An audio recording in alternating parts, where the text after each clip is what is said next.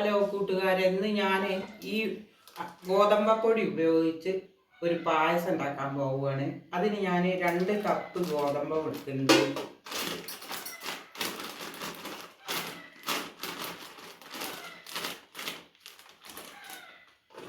ഒരു കപ്പ് ഇതിന് ഇനി ഒരു കപ്പും കൂടി വേണം.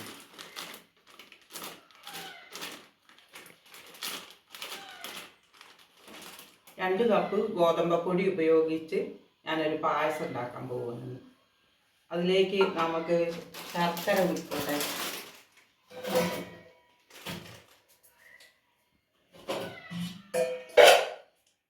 നാലച്ച് ശർക്കര എടുത്തിട്ടുണ്ട്. അത് ഞാൻ വെള്ളം ഒഴിച്ചൊന്ന് ഉരുക്കട്ടെ.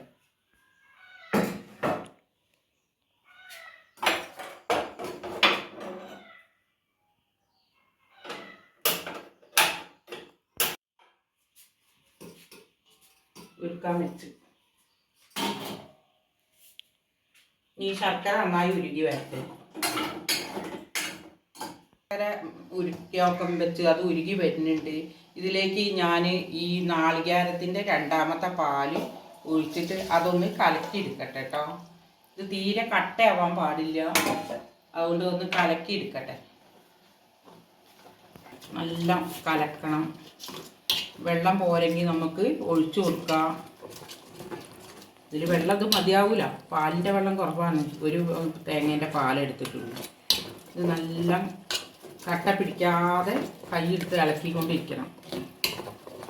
ഇനി ഇതിലേക്ക് നമുക്ക് ശർക്കര ഒഴിക്കാനുണ്ട്. ഉരുകി വന്നാൽ ശർക്കര ഒഴിക്കാനുണ്ട്. പിന്നെ ലാസ്റ്റ് നമുക്ക് അതിൽ നാളികേരത്തിൻ്റെ ആദ്യത്തെ പാല് വീണ തമ്പാൽ വാരണം. പിന്നെ അതിൽ തേങ്ങാക്കൊത്ത് വറുത്തിടണം. അണ്ടിപ്പരിപ്പ് മുന്തിരിയും അതും വറുത്തിടണം. അങ്ങനെയാണ് ഉണ്ടാക്കാൻ പോകുന്നത്. വെള്ളം പോരെങ്കിൽ ലേശം കൂടി ഒഴിച്ചു കൊടുക്കാം.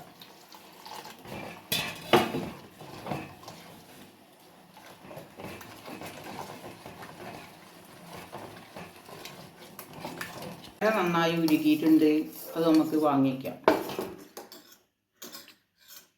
ഇത് ഈ ഗോതമ്പപ്പൊടി കലക്കിയത് നമുക്ക് അതിലേക്ക് ഒഴിക്കാം. അടുപ്പിലേക്ക് ഒഴിക്കാം. ചെറിയ ഫ്ലെയിമിൽ തട്ടിയാൽ മതി. നമുക്ക് ഈ ശർക്കര ഉരുക്കിയത് അതിൽ ഒഴിക്കാം.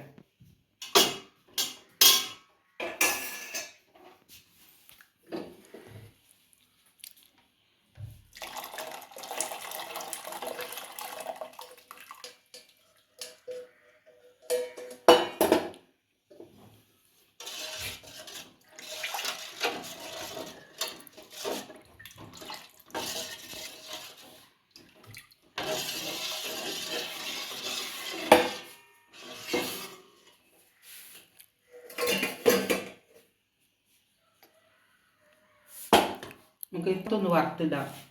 അപ്പോഴേക്ക്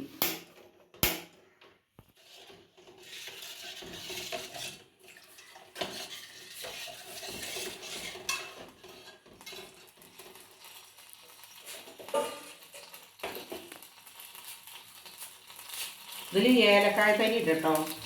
കുറച്ച് ഏലക്കായ തരി ഇട്ട്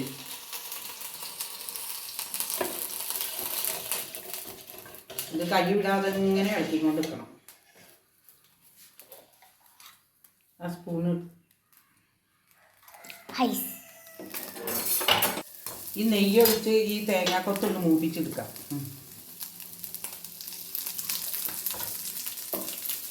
ഇതിങ്ങനെ ഇളക്കിക്കൊണ്ടിരിക്കും വേണം.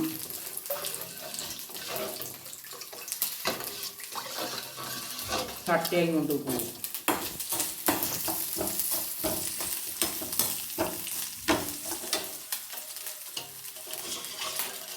മൂത്ത് വരട്ടെ.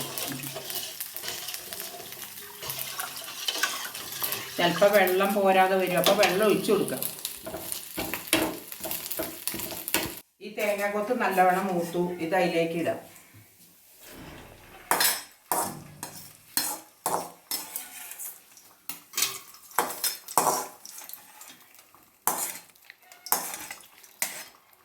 ഈ അണ്ടിപ്പരിപ്പും മുന്തിരിയും മൂപ്പിച്ചെടുക്കാം.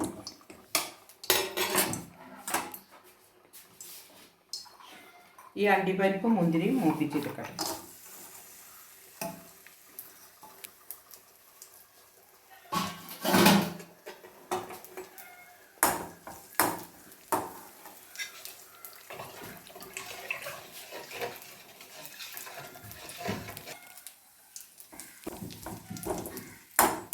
അണ്ടിപ്പരിപ്പ് മുന്തിരി നല്ലോണം പൊരിഞ്ഞു. ഇത് ഗ്യാസ് ഓഫാക്കട്ടെ. ഇതിലേക്ക് ഒഴിക്കാം.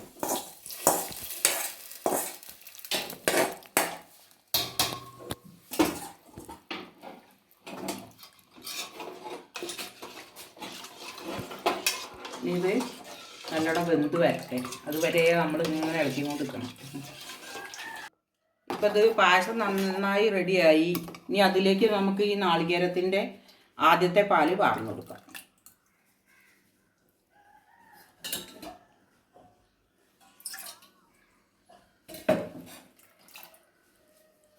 ഇനി അത് പറഞ്ഞ് നല്ല തിളയ്ക്കണ്ട, ഒന്ന് ചൂടായാൽ മതി നല്ല പോലെ.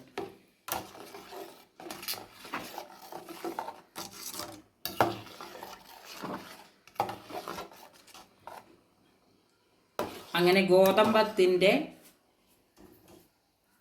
പായസം റെഡിയായി. ഈ കാവ പായസം എന്നാ ഞങ്ങൾ പറയുക, കാവ എന്നാ പറയുക കേട്ടോ. കാവ പായസം റെഡി. വീണ്ടും കാണാം.